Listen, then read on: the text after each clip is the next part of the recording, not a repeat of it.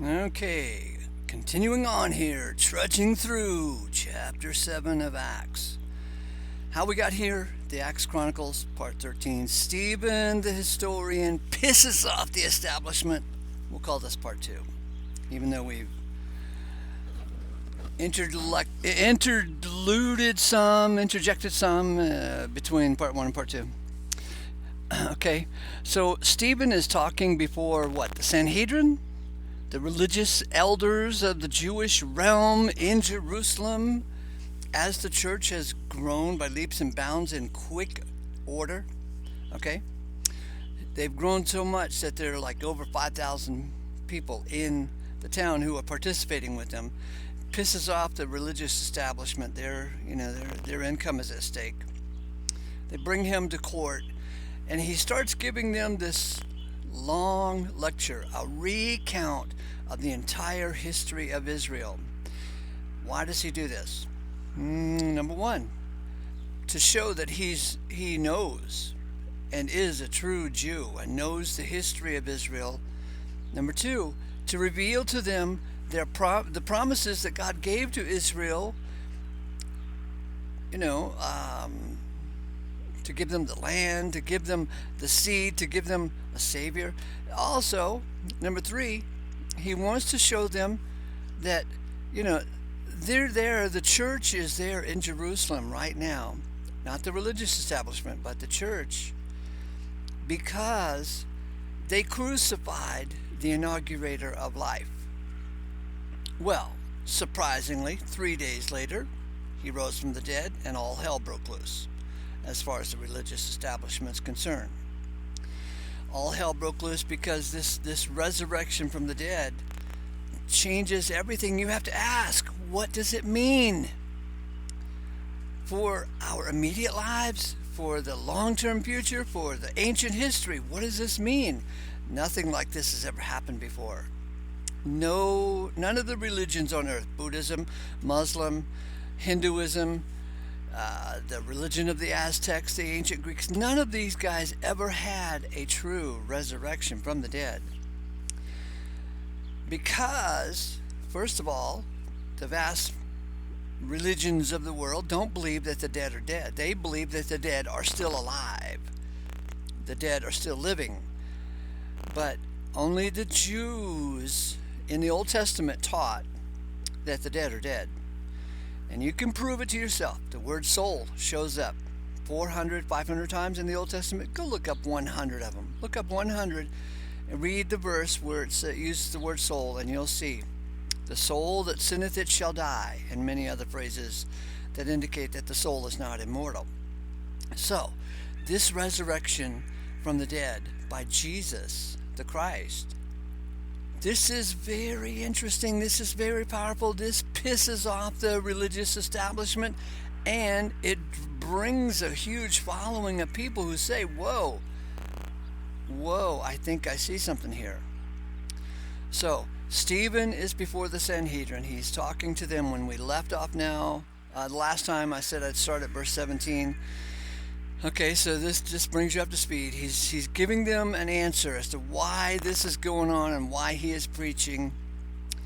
And he has just recounted that God has, brought the nation of Israel, which started out with Abraham and then Isaac and then Jacob, and then the 12 patriarchs. They're called the patriarchs. To the sons of Jacob, the 12 sons of Jacob. They kind of accidentally ended up in Egypt because there was a disturbance, shall we say. You don't have to read the whole thing, or you can all go back and read the whole book, the whole Old Testament. So they accidentally ended up in Egypt, and now there's a different king who rises up over Egypt, and he doesn't know the Jews. He doesn't have any relationship with Joseph. This new king feels no empathy or connection to them, and so all hell is about ready to break loose. And so Stephen is here recounting how they got here as Jews, how they received many promises and blessings, and then how they rejected every anointed one that God sent to them. They rejected Abraham, They rejected Moses. They rejected Joseph. They're just in the habit of rejecting the ones God sends to bring something good. Anyway, let's get going. Verse 17. Now, as the time of the promise, which God avows to Abraham, drew near, the people grow and were multiplied in Egypt. In other words, a pretty big, hefty number of Jews now. 18. Until a different king rose over Egypt who had not been acquainted with Joseph. This one, dealing astutely with our race, ill treats the fathers, causing their babies to be exposed that they should not live. In which era Moses was born, and was handsome even to God, who was reared 3 months in the home of his father. Now at his being exposed, the daughter, the Pharaoh's daughter, lifts him up and rears him for herself for a son. Isn't that sweet of her? Verse 22, and Moses was trained in all the wisdom of the Egyptians, yet was powerful in his words and works. Now at his 40-year time was completed, it came to his heart to visit his brethren, the sons of Israel. So he's lived for 40 years as an Egyptian royalty, right? Now he's going to step over on the other side of the fence and see what's going on over there with his brethren. Verse 24, and perceiving someone being injured, he succors him and does the avenging of him who is harried, smiting the Egyptian. And he inferred that his brethren understood that God through his hand was giving salvation to them, yet they do not understand.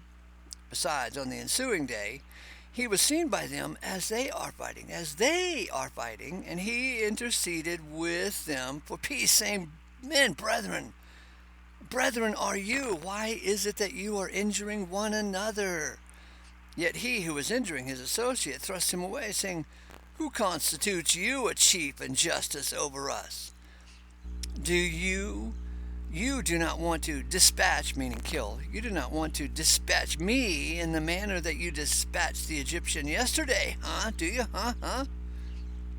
Now Moses fled at this word and became a sojourner in the land of Midian, where he begat 2 sons. Okay, so Moses feels the calling to identify with his brethren, the Jews, and maybe even arrange to be a deliverer for them.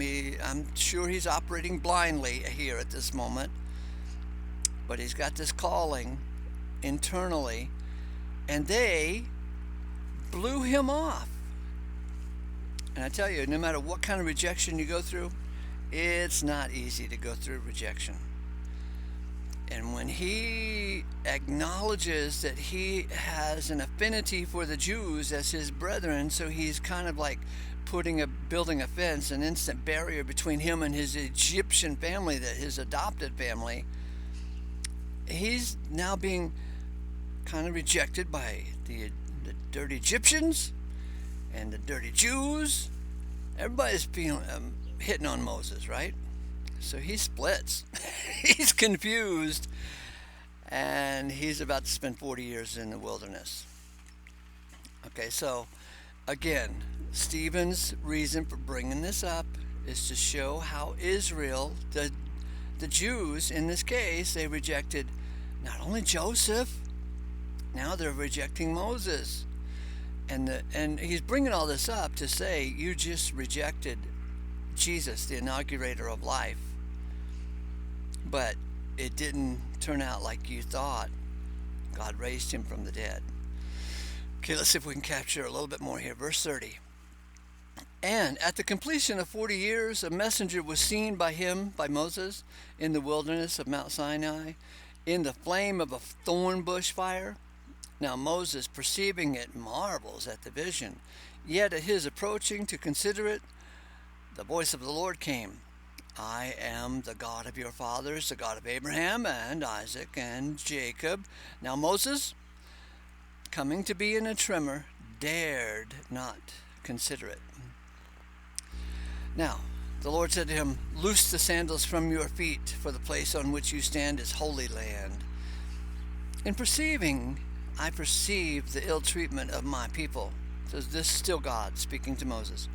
In perceiving, I perceive the ill treatment of my people who are in Egypt, and their groaning I hear, and I descend to extricate them.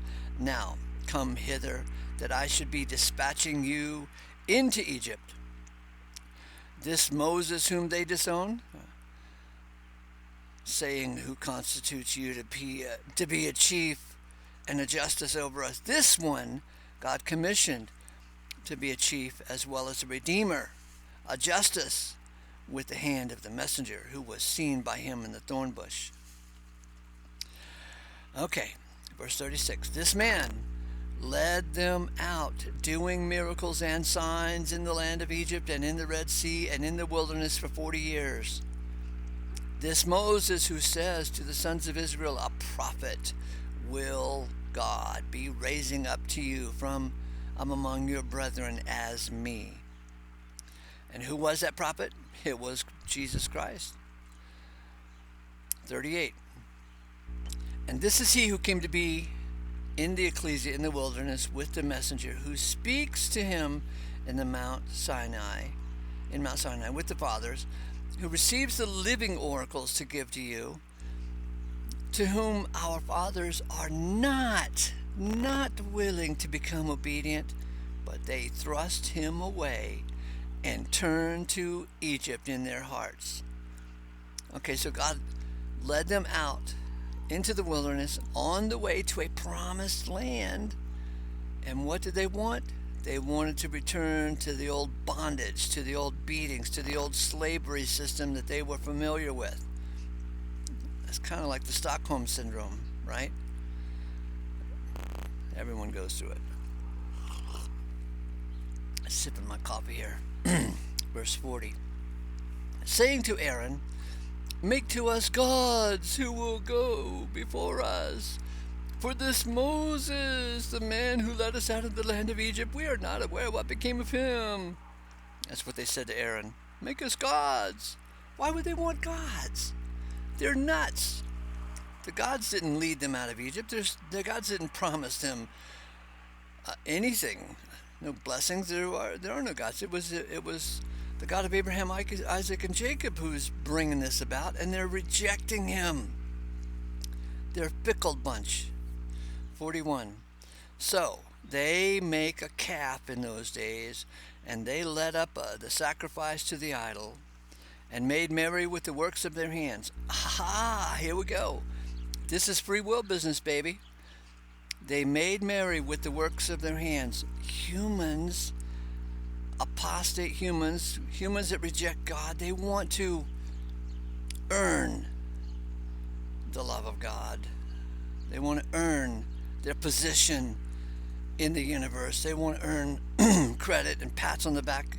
This reads to me just like the free willers I've been arguing with these years. They want religion that praises them, right? So they make a calf. So free willers have a calf. It's the calf of free will. And they make a calf in those days, and they led up the sacrifice to the idol, and they make merry with the works of their hands. And remember, in passages elsewhere that says, what kind of building will you make for me? And as if, in Acts chapter 9, it says, as if God needs anything from you. All right, let's wind this up. Next time we'll start in verse 42 and see how far we can go. There's only 20 more verses to this thing. It's a puzzling thing to work through. It's not easy, to shed your old thinking and accept what God has to say. And if we can even discover what God has to say. Anyway, grace to you.